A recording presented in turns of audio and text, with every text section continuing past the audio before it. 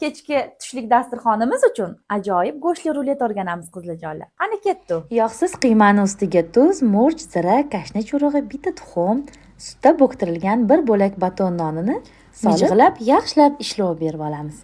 Ana endi stolga strech yoyib, qiymani to'kib olib, to'rtburchak forma berib olamiz va ustiga xohishga ko'ra sir yoki qaynatilgan tuxum solsanglar bo'ladi qizlarjonlar. Men sirdan foydalandim. Qiymani rulet shaklida o'rab, yarim soatga morozilkaga tindirishga qo'yamiz. Endi quymoq tayyorlaymiz. Tuxum, tuz, sladkий paprika, bir osh qoshiq un solib, yaxshilab aralashtirib, qizigan tovada quymog'imizni pishirib olamiz. Quymoqlarimiz pishib chiqqan tovaga 2 osh qoshiq yog' solib, morozilkadagi ruletimizni hamma tarafini qizartirib olamiz va quymoqni ustiga solib, zich o'rab, zupacheska bilan mustahkamlab qo'yamiz. Navbat sousga keldi. Qizigan tovaga 2 osh qoshiq yog' solib, yarimta pariq to'g'ralgan piyozni tillarangga kirguncha qovurib olamiz va ustiga 1 piyola tomatli sok, 1 piyola suv, zira, zarcha va tuz solib qaynatamiz. Ustiga o'ralgan ruletni solib, ustilaridan souslarni quyib 40 minutga dimlab qo'yamiz qizlarjonlar. Orada ochib, mana ustilariga souslarni quyib turdim. Ro'zadorlar uchun quvvatli taom bo'ladi inshaalloh. Mana qizlarjonlar, taomimiz tayyor bo'ldi.